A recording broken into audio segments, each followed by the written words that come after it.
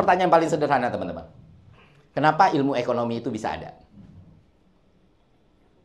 Mengapa manusia mempelajari ilmu ekonomi? Jual beli, oke. Karena kebutuhan manusia nggak pernah habis dan sumber daya terbatas. Betul sekali. Mas siapa tuh ketutupan laptop? Ah? Iya. Ya, nggak ada namanya Mas. Iya. Mahasiswa ilegal? Oke, tepuk tangan dong buat Mas Gian. Jadi ekonomi itu berasal dari satu kata sederhana yaitu scarcity.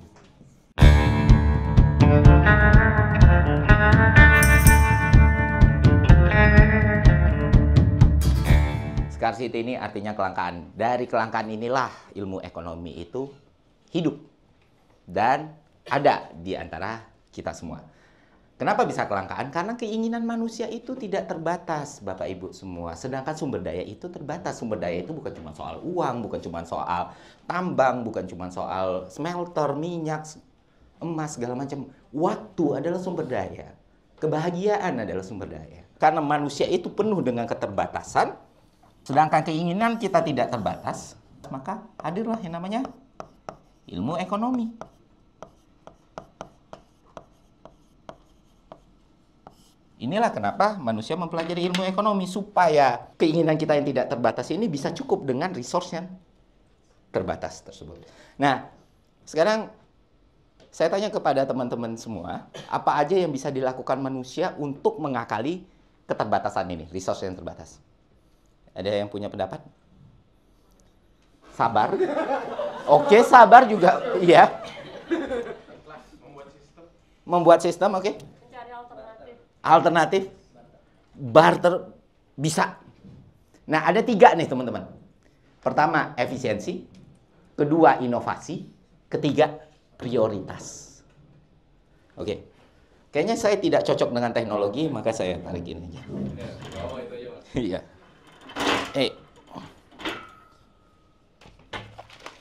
Wah. Ini aman nih berarti di efisiensi, kedua inovasi, ketiga prioritas. Nah, ilmu ekonomi itu dasarnya di sini nih, hal-hal seperti ini nih. Jadi misalnya katakan, aduh saya agak, kalau saya ngomong dengan volume kayak gini kedengeran nggak? Kedengeran ya. Agak ribet ya? Agak ribet Pak.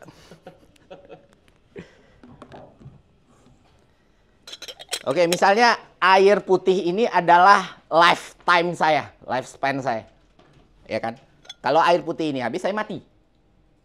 Nah, langkah pertama yang bisa saya lakukan adalah bagaimana saya menikmati air ini secara efisien. Supaya saya lama hidupnya, betul. Nggak mungkin kayak saya mau mati, ini saya gluk-gluk, itu bunuh diri namanya. Ya kan? Nah, itulah bentuk efisiensi dalam mengakali yang namanya scarcity. Kedua, inovasi. Wah. Saya jago nih, saya lulusan ITB, FTTM misalnya, atau stay ITB gitu ya. Terus saya bikin teknologi yang bikin air ini bisa berlipat ganda. Maka kehidupan saya akan jadi lebih lama. Nah itu. Ketiga, skala prioritas. Termasuk keinginan kita sangat luar biasa, resource yang terbatas, akhirnya manusia menghasilkan yang namanya pilihan. Ya kan? Memilih apa yang harus dilakukan. Mungkin nggak scarcity ini hilang? Tidak mungkin. Mau sekaya apapun kita, scarcity ini nggak akan pernah hilang, teman-teman. Kenapa nggak pernah hilang? Karena sederhananya begini. Sekaya apapun orang-orang, sebanyak apapun duitnya, dia nggak akan pernah bisa ada di 2 tempat yang berbeda. Artinya dia tetap harus memilih dong. Mau nonton konser, atau nonton di bioskop misalnya. Ya kan? Itu satu. Kedua, kita nggak akan pernah bisa dengar musik bersamaan, ya kan? Atau baca buku bersamaan. Akhirnya manusia tetap saja harus ada dalam pilihan. Balik lagi, itulah ilmu ekonomi muncul dari kelangkaan, menghasilkan pilihan. Dan setiap pilihan yang tidak kita ambil, itu menghasilkan yang namanya opportunity cost. Nah, problemnya adalah jangankan untuk mereka yang tidak kuliah di jurusan ekonomi, mereka yang kuliah di jurusan ekonomi pun itu jarang sekali mendapatkan pemahaman fundamental seperti ini. Ketika kita masuk kelas, kita langsung dibacain. Menurut Mardiasmo, ilmu ekonomi adalah bla bla bla bla bla. Akhirnya 6 tahun terjadi, kita nggak ngerti apa-apa. Dan jangan takut Bapak Ibu, sepanjang saya ngajar di kelas ekonomi sekalipun, untuk mahasiswa S1 ekonomi, ini pun tidak terjawab. Oh gitu ya Bang, kirain ekonomi itu soal supply and demand. True, tapi fundamentalnya nggak di situ. Supply and demand udah masuk ke mikroekonomi. Teori produksi udah masuk di mikroekonomi. Elastisitas masuk ke mikroekonomi. PDB masuk ke makroekonomi. Nah, gitu sedikit dasar dari ekonomi. Nggak mungkin kita masuk ke mikro, makro. Kita nggak mungkin juga masuk ke sistem ekonomi dan lain sebagainya. Karena ini bukan kelas ekonomi. Tapi seenggaknya Bapak Ibu mengerti. Itulah kenapa ilmu ekonomi itu menjadi ilmu yang sangat penting dalam berbagai aspek. Karena ada yang namanya cost benefit analysis. Dan itu yang akan digunakan dan mungkin sudah digunakan Bapak Ibu semua. Dan ilmu ekonomi itu juga berpengaruh banyak dan tergantung juga sama biologis evolusionernya manusia. Karena dalam menentukan pilihan, kita sering ngerasa kita udah memilih yang benar, ternyata tidak. Karena sistem otak kita bekerja tidak sesuai dengan apa yang kita bayangkan. Pernah dengar Thinking Fast and Slow-nya Daniel Kahneman? Di sistem 1, sistem 2 gitu. Kita barusan bahas pagi ini. Oh ya, berarti pertanyaan tentang matematikanya udah ditanyain belum? Belum. Oke, saya minta teman-teman untuk menjawab dengan cepat. Sangat-sangat cepat ya. Apa barang murah ya? Diri saya sendiri kah? Oh, belum. Ini saya dapat spidol, saya ada penghapus. Saya beli, itu totalnya 11.000. Selisih harga antara spidol dan penghapus ini 10.000. Yang mana lebih mahal? Spidol. Berapa harga penghapus? Salah, 500. Nah itu, karena manusia menggunakan sistem satunya. Sistem 1 itu spontan, cepat, margin error-nya gede. Sistem 2, lambat, analytical, data. Tapi ya itu, kalau kita bergantung sama itu, kita bisa mati duluan. Makanya sistem 1 itu secara evolusioner, itu ada di manusia untuk survive. Kenapa salah? Karena kalian menggunakan sistem 1. Karena kita menggunakan sistem 1. Kalau kita hitung secara matematika, ini penghapus, ini tambah spidol. Harganya 11.000. Selisih antara penghapus sama spidol 10.000. Kalau tadi harga penghapusnya 1.000, supaya dia punya selisih 10.000, berarti harga spidolnya berapa? 11.000. 11.000 tambah 12.000. Penghapus 500. Jadi karena selisihnya ini 10.000, 10.500 ditambah 500 sama dengan 11.000. Simple math. Tapi kita menganggap itu simple, kita bereaksi secara cepat, selisih 1.000, 11.000. Nah inilah keputusan-keputusan yang sering dibuat oleh umat manusia.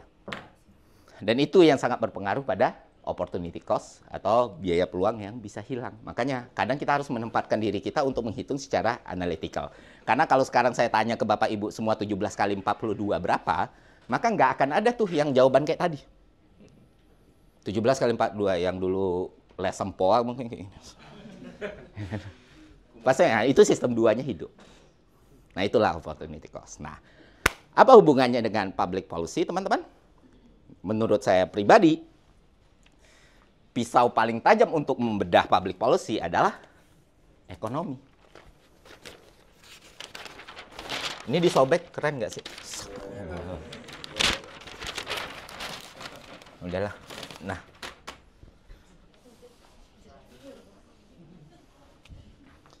public policy. Membedah public policy dengan pisau ekonomi. Sampai sini ada pertanyaan Bapak Ibu semua? Apa yang didefinisikan sebagai public policy, teman-teman? Ada PNS di sini? Nggak ada. Oh, nggak ada yang mampu kuliah di sini kayaknya. Memang saya mengerti sekali. BUMN? Banyak. Banyak. Oke, berapa orang boleh angkat tangan? Di mana BUMN-nya? Bapak Ibu semua ada yang bisa mendefinisikan apa itu public policy? Secara simpel, secara sederhana. Iya, Pak? Kebijakan yang dibikin untuk atau yang dirumuskan untuk masyarakat. Betul. Ada lagi? Siap? Keputusan yang dibuat oleh pemerintah tujuannya adalah untuk menyelesaikan masalah dari masyarakat itu sendiri. Tepat sekali ya. Ada lagi? Mengatur Oke, simple. Berkolaborasi. Oke, mantap sekali. Mantap. Mantap. Ada lagi.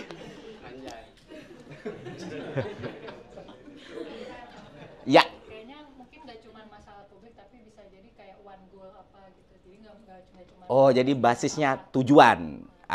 Basisnya ada sebuah tujuan, bikin kebijakannya, tapi untuk masyarakat. Jadi nggak cuma satu kelompok. Oke, semua jawaban itu tepat sekali teman-teman. Public policy, kalau sederhana ya, kalau saya diminta mendefinisikan itu secara sederhana adalah bentuk intervensi pemerintah atas masalah kolektif dari masyarakat. Dan semuanya benar. Dan basisnya juga tujuan. Simple tadi, mengatur. Ada bentuk mengaturnya, ada bentuk insentifnya, dan lain sebagainya. Dan itulah dibuat. Salah satu public policy, semua yang dikeluarkan pemerintah kepada masyarakat itu adalah public policy. Public policy ada yang bentuknya protektif, ada yang bentuknya insentif. Nah, itulah yang dilakukan teman-teman di pemerintahan. Yang mana dulu saya di situ dan saya selalu merasa kayaknya ini perlu dilakukan gitu. Termasuk saya di Kementerian Keuangan, saya selalu merasa masyarakat Indonesia ini kenapa tidak taat pajak? Kenapa mereka berat sekali membayar pajak? Pas saya sudah keluar, sialan pajak ini. Gue kerja capek-capek. Itu fiscal policy. Yang mana fiskal itu mengatur tentang pendapatan dan belanja negara basis on tax. Dan ternyata setidak enak itu membayar pajak ya. Gue kan kerja capek ya. Nah, ketika public policy itu dibuat, itu idealnya basisnya adalah akademis dan teknokratik. Berangkat dari masalah, berangkat dari problem, dianalisis dengan baik oleh para akademis, para researcher, akhirnya keluarlah yang namanya public policy. Yang memang dibutuhkan sama masyarakat. Tapi yang ada di Indonesia, tidak. Sama sekali tidak demikian adanya. Karena saya adalah orang di dalam dan saya memahami. Mungkin 70% itu adalah angka yang optimis dan positif ya. Public policy nggak dibuat berdasarkan teknokratik dan akademis tadi. Tapi politik. Nah, itulah yang membuat kenapa ada kebijakan ganjil genap yang aneh ini. Apa yang aneh dari kebijakan ganjil genap, Bapak Ibu semua? Tidak merata. Ada lagi? Bisa diakalin. Oh, betul. Tidak menyentuh core problemnya. Ada lagi? Ya, ini gua pakai gua lagi udah terlalu nyaman ini kan, nggak apa-apa lah ya. Kayak orang mulai dekat gitu kan. Kok udah ngomong pakai aku-akuan ini. Ntar bentar lagi aku ini. Ya udah. Sekarang kebijakan public policy ganjil genap gitu. Identifikasi masalah kan ada mekanismenya, ada frameworknya, ada modelnya ya. Nah, itu teman-teman mungkin sudah pelajari lah.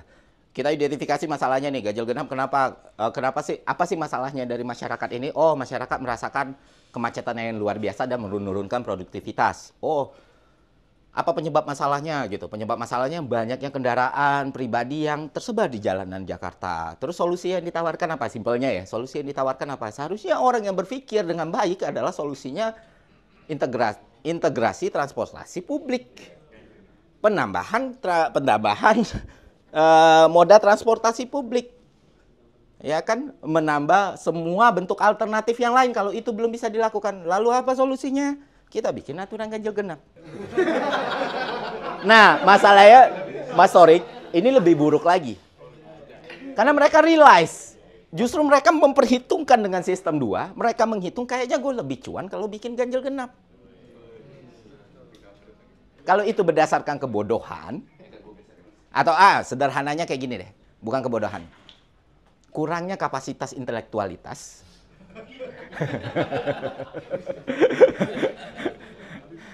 Kita masih bisa benerin. Kalau ini political will-nya yang jelek ya sulit. Oke, akhirnya apa? Akhirnya kendaraan tidak berkurang volumenya. Akhirnya orang tetap merasakan produktivitas menurun. Akhirnya semua orang tetap mengalami masalah yang sama. Siapa yang untung? Produsen EV.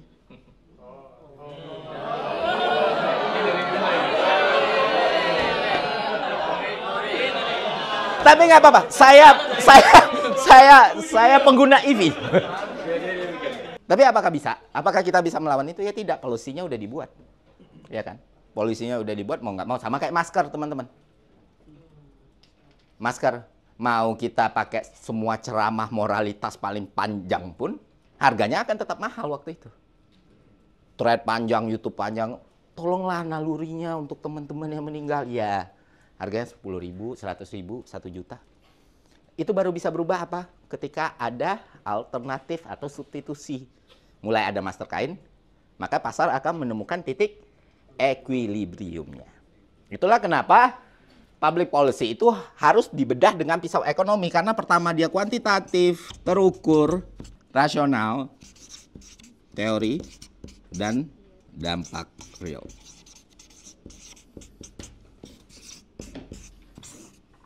Gitu. Sampai sini ada pertanyaan? Kekurangan kapasitas intelektualitas ya. Karena itu menarik, karena itu punya insentif yang besar, akhirnya orang dimasukin semua ke situ. Dan pada akhirnya, ya seperti Bapak itu bilang, kepentingan itu nggak pernah lepas. Karena semangatnya BUMN itu kan semangat private ya seharusnya. Good governance-nya, tata birokrasinya, ya semangatnya itu kayak gimana negara itu bisa menghasilkan dividen, negara bisa menghasilkan keuntungan, jadi APBN itu nggak terlalu berat. Setahu saya seperti itu ya Pak. Tapi pada akhirnya karena ini dijadikan tempat di mana transaksional politik dilakukan, maka mustahil kepentingan tidak ikut di dalamnya. Dan itu sering sekali terjadi. Karena ini ruang akademik, sekali lagi saya harus klarifikasi karena saya takut saya dibungkus, ya kan? Soalnya ada mahasiswa ITB dibungkus kemarin. Udah dilepas, Mas. Udah dilepas, Pak? Udah dilepas. Bapak polisi? Bukan. Yakin? Alhamdulillah ya. Ya, gini, balik lagi karena ini ruang akademik, Bapak Ibu semua. Contoh paling menarik itu sebenarnya bukan di Pertaminanya sendiri, tapi Garuda Indonesianya.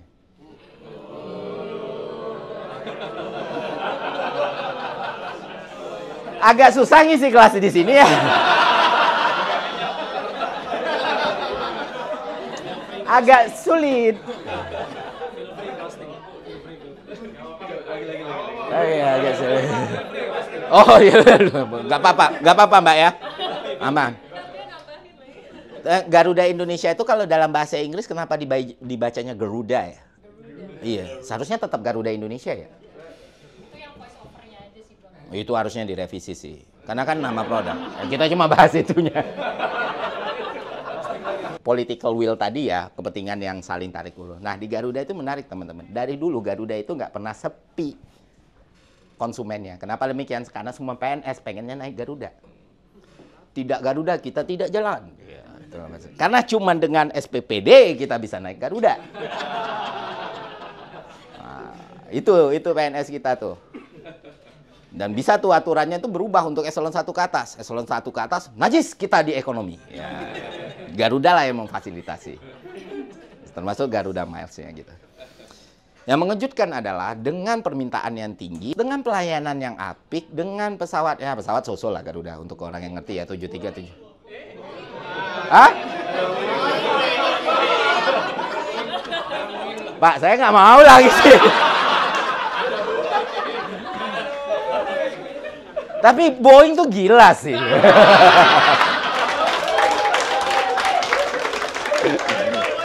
Anyway, Mas. Saya adalah seorang penumpang di 7378 MAX ke Bangka Belitung 1 bulan sebelum itu jatuh.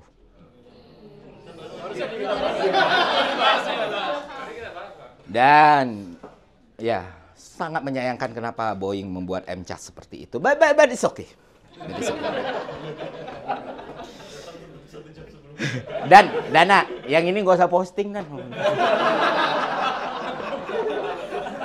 Balik lagi, nanti Boeing ada gilirannya. Garuda tuh oke banget.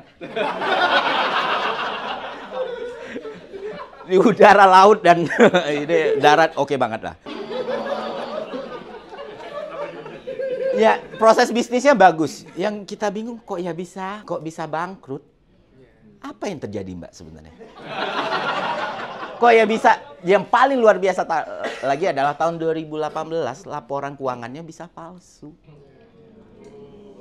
Jauh sebelum Gibran Iviseri, Garuda sudah melakukannya.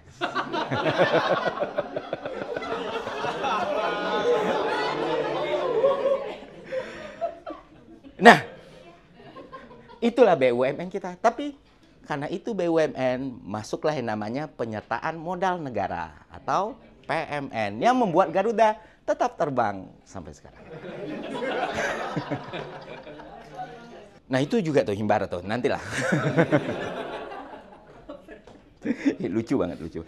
Kemana kita? Ke Boeing? Oke. Ayo Mbak, silakan Mbak. Secara idea,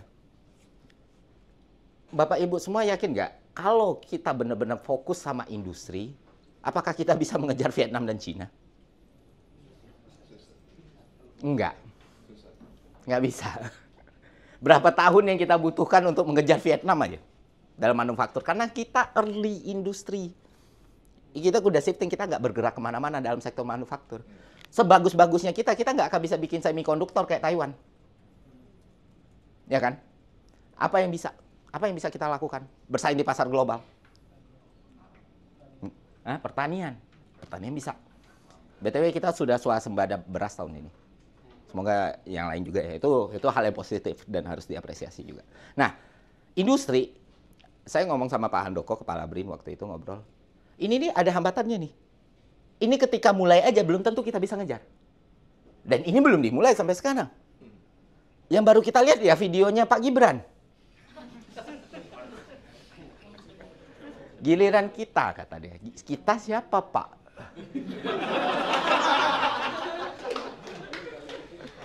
Ya kan?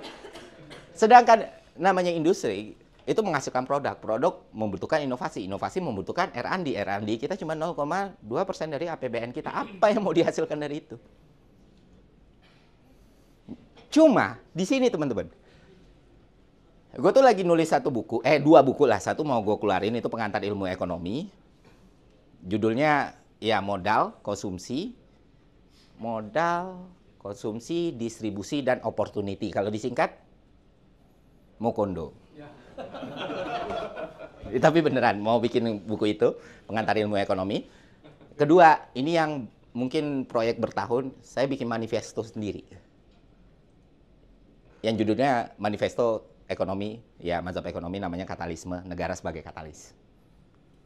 Itu belum ada yang buat, dan itu yang sedang saya lagi kerjakan. Dan itu saya melihat sesuatu nih sebenarnya teman-teman. Oke, kalau untuk mengejar Cina dan Taiwan atau Vietnam itu sulit. Tapi kan kita punya something nih. Kita punya almost 300 juta penduduk. Kita kan nggak perlu nargetin keluar untuk ekspansi, harus keluar. Kita kuasain aja market kita sendiri, kayaknya oke deh. Pertumbuhan ekonomi itu bisa deh naik. ICOR itu bisa deh turun gitu. Distribusi pendapatan, lapangan pekerjaan bisa deh nambah. Nggak perlu jauh-jauh, mobil kita dipakai di India, Vietnam, Kamboja, nggak perlu jauh-jauh, dipakai sama orang Indonesia aja. Misalnya SMK,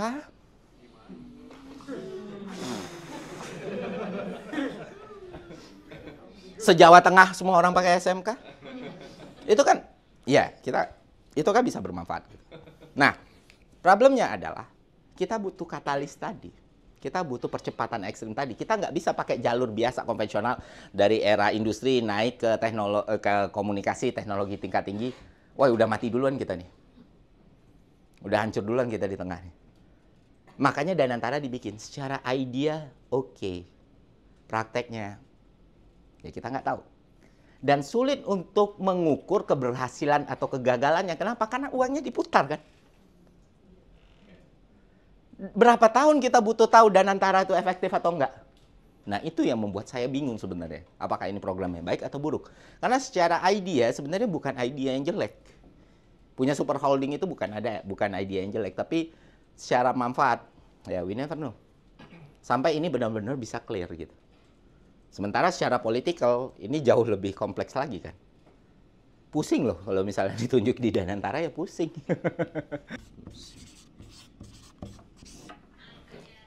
Oke, maaf Pak, ini boleh saya matiin nggak? Boleh. Gimana cara matiinnya? Saya juga nggak tahu. Nih. Oke. Kenapa saya matiin Bapak Ibu semua? Bukan. Ada lagi? Bukan. Jadi mungkin Bapak Ibu semua nanti presentasi di depan. Tahu nggak yang sering bikin foto kita jelek? Layar belakang kita lebih terang. Backlight. Jadi selalu bikin PPT itu gelap, melihat hasilnya nanti, wah bagus sekali. Itu salah satu tips. Dan kalau kamu jelek, kamu akan kreatif seperti saya. Gitu. Nah ini tujuan kita membedah pakai pisau ekonomi.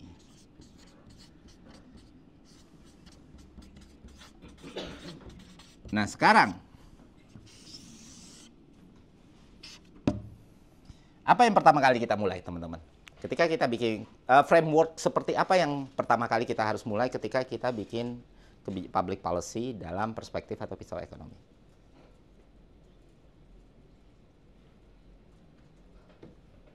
Karena ekonomi tadi kan, keyword dari ekonomi itu, saya ulangi lagi, scarcity,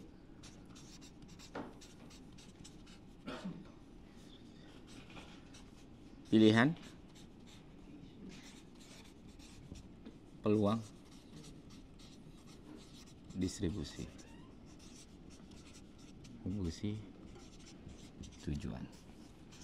Ada modelnya Anderson, ada modelnya Ripley, ada modelnya Dairy, Thomas Dyer.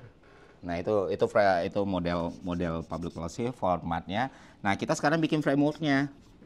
Framework yang berdasarkan dari aspek ekonomi. Jelas pertama kali identifikasi masalah kan. Identifikasi masalah. Kita harus berangkat dari sini. Apa sih masalahnya? Misalnya contoh paling gampang kebijakan TKDN, pelonggaran TKDN.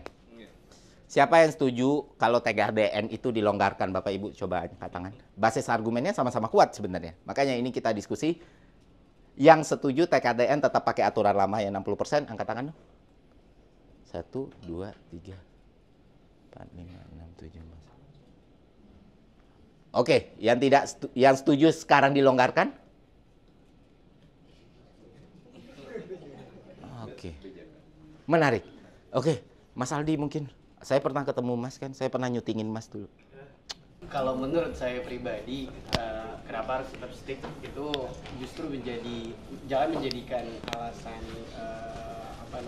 the push of the reciprocal tariff kemarin itu sebagai alasan untuk you try to loosen up your ability.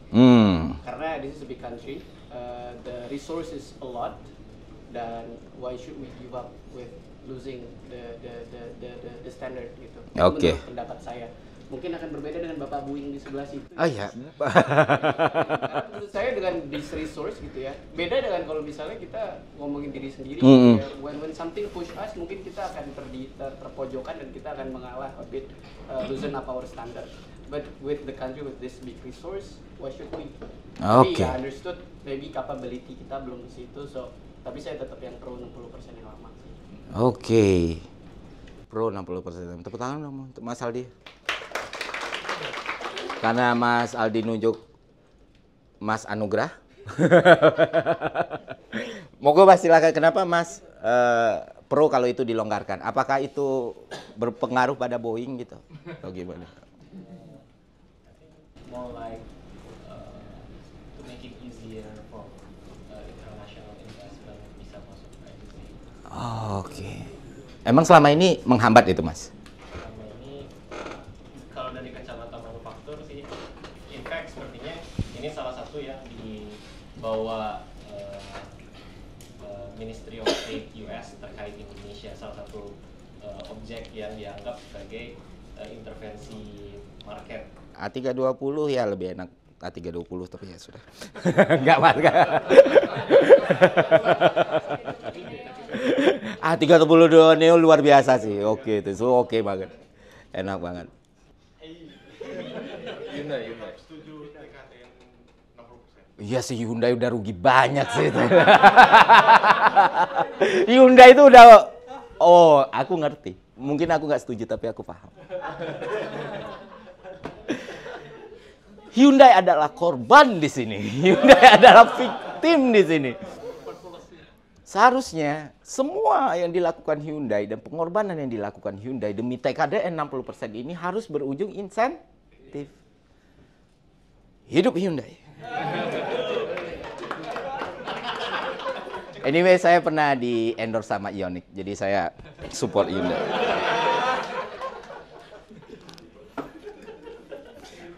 Tapi emang karena itu doang, Mas.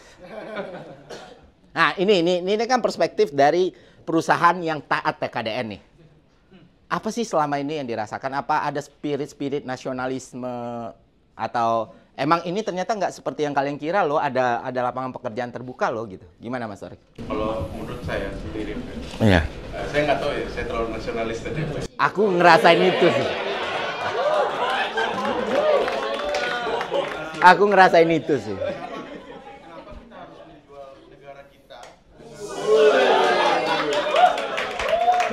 Sebenarnya ada perspektif menarik lagi dari government, dari pemerintah yang kerja di birokrasi, yang ngurus pengadaan. Tapi kayaknya yang punya pengalaman di pemerintahan cuma saya.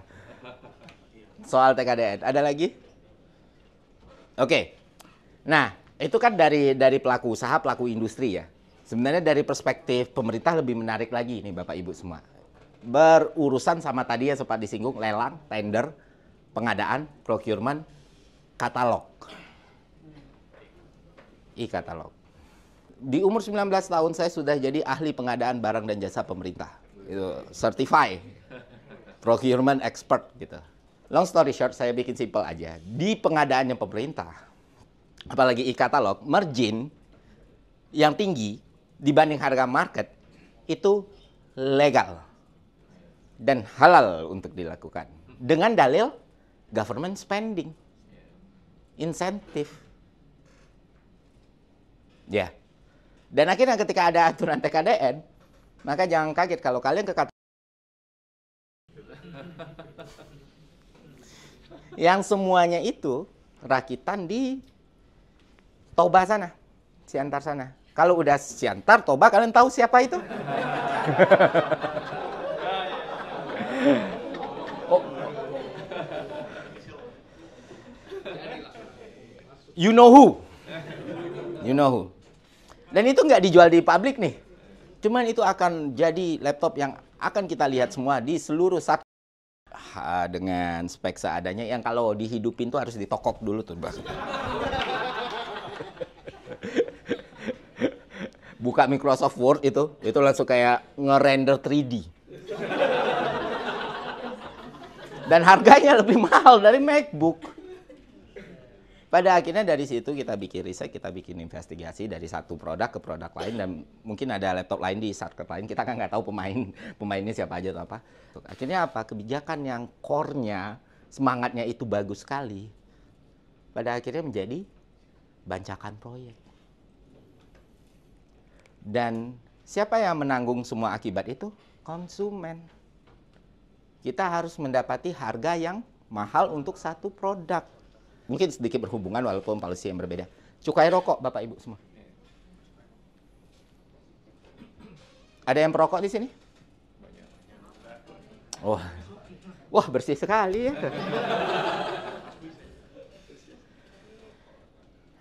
Saya itu aslinya Sumatera. Saya orang Minang. Lahir dan besar di Jambi. Mungkin kalau di Jawa atau di Jakarta kita kurang, nggak tahu ya teman-teman. Mungkin Bapak Ibu juga kurang banyak melihat. Tapi kalau ke Sumatera sana, itu semua rokok itu bukan lagi gudang garam filter, bukan lagi Surya, bukan lagi Jarum Super. Namanya Lukman, Semit, ya, Kembang Toge. Rokok-rokok yang nggak punya cukai tapi rasanya enak sekali. Sama persis dengan gudang garam filter, Jarum Super. Dan rokok-rokok lain yang emang bay cukai harganya bisa dari 7.000 dibandingkan 57.000. Akhirnya apa? Gak pernah ada orang berhenti merokok karena harga rokoknya jadi mahal. Orang akan mencari substitusinya. Dan orang sangat mudah untuk melanggar aturan demi sebuah kepuasan. Toh ya dinormalisasi. Dan itu juga yang membuat akhirnya kebijakan TKDN ini bukan dihilangkan. Kita mengidentifikasi masalah nih. Pada akhirnya spirit dari kebijakan ini nggak pernah terjadi gitu. Sektor manufaktur kita dalam 5 tahun atau 10 tahun ternyata growth-nya tidak sebegitu berkembangnya sesuai harapan. Akhirnya disesuaikan. Nah ini identifikasi masalahnya tuh. Nah tujuannya apa? Bikin pertama konsumen lebih merasa terlindungi, lebih mendapatkan harga yang lebih fair. Tujuan dilakukan penyesuaian, fairness, harga yang bersaing, dan tetap menjaga perkembangan industri.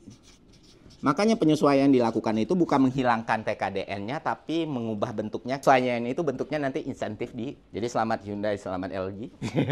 Mungkin kalau pemerintahnya benar, ada trade off lah. Nah, poin yang satu tuh yang susah, pemerintahnya benar.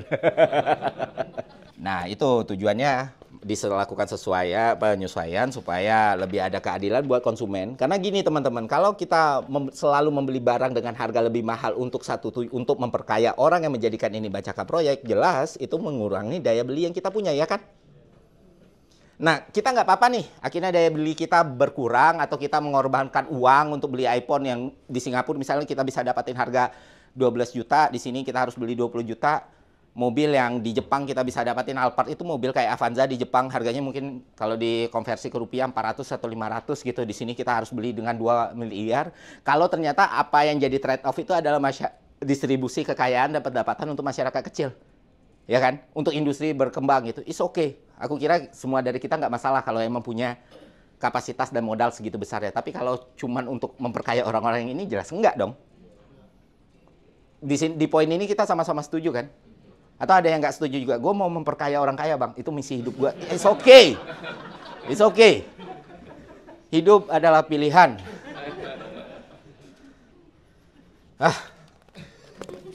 Oke, kita ke tujuan sekarang. Oke. Kita sampai jam berapa, Pak? 15 menit lagi. Oh, 15 menit lagi. Maghrib lah ya. Oke. Sekarang alternatif kebijakannya. Alternatif tadi bisa dibilang TKDN-nya tidak diubah.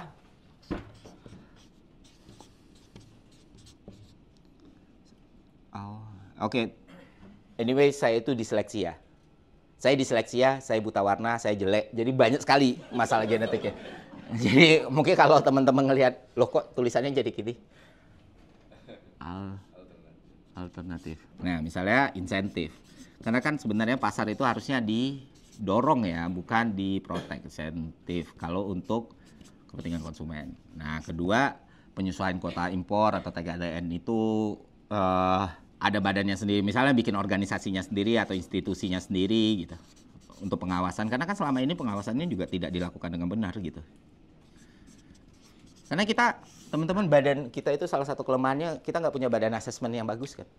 Untuk apapun ya. Bahkan untuk pendidikan sekalipun gitu. Guru adalah orang yang menguji gitu.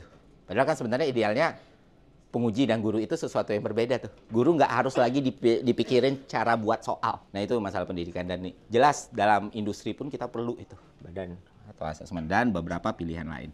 Nah setelah alternatifnya kita hitung nih yang namanya cost benefit analisisnya.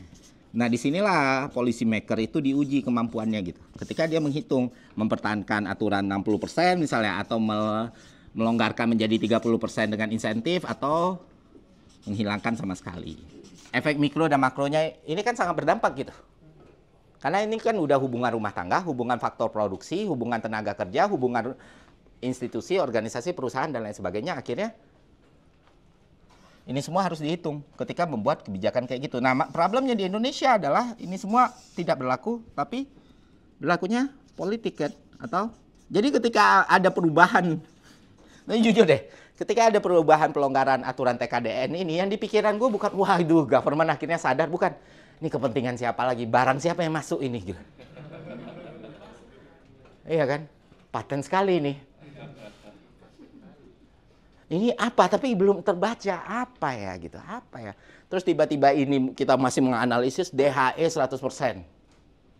Buat yang ditambang mungkin tahu. Jadi devisa itu, uang itu sekarang ditahan, itu 100% nggak boleh tuh dimainin kemanapun. 1 tahun, oke, 5 tahun, oh boncos juga kita. Dan makanya sekarang kalau Bapak Ibu sadar, dalam sepanjang sejarah Republik Indonesia, kita memegang devisa terbanyak loh. Ya karena DHE 100% itu tadi. Dan sebenarnya logiknya kalau kita belajar ekonomi, ketika devisa kita sebanyak itu, kita punya kontrol yang lebih kuat dalam mengendalikan kurs rupiah. The fact kurs kita masih unstabil nih, walaupun kemarin sempat naik dan turun ya. Artinya apa? Ada variabel lain yang jadi masalah dalam ekonomi dan industri kita. Nah kalau ini benar nih, kalau insentifnya benar dan fungsi itu kan perencanaan, pelaksanaan Perencanaan, pelaksanaan, pengawasan ya. Pelaksanaan. Nah, kita tuh sering lupa di sini, bahkan di pengawasan itu nggak ada sama sekali. Dan itu bisa jadi alternatif policy daripada buat kebijakan yang lain. Maka yang existing supaya lebih tepat guna dan tepat sasaran. Gitu, telepon. Istriku video call bentar. Yang nih lagi ngajar. Lagi ngajar nih. Ayo dah. Sip. Oke. Halo? Ya udah, iya. Iya, aku nggak minum-minum. Aman. Ya. Karena waktu kita tinggal sebentar lagi, ya. Setelah cost benefit analysis,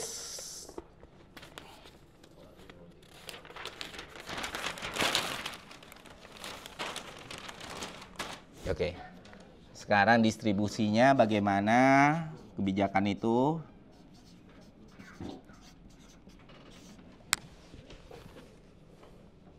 Siapa yang diuntungkan, burdennya di siapa, bebannya di siapa, TKDN ini yang tadi kita analisa. Terus kompensasinya seperti apa yang tadi kita bilang, Hyundai udah taat aturan, jadi pelopor TKDN, dapat kompensasi seperti apa karena kena dampak. Bagaimana dengan pasarnya dan lain sebagainya. Selanjutnya terakhir itu visibility analysis. Nah, ekonomi, dananya ada nggak gitu. Fiskalnya gimana? Ada atau enggak? Politik. Ini kepentingan pegawai, kepentingan politisinya kayak gimana? Terakhir itu teknis gitu. Bisa nggak diimplementasiin? Nah, selanjutnya tools ekonomi yang kita pakai di sini jelas CBA tadi, cost benefit analysis, terus elastisitas yang dari tadi kita ngomongin, supply demand jelas ya. Supply demand. Oke, itu aja materi sederhana kita. Sampai sini ada pertanyaan Bapak Ibu semua?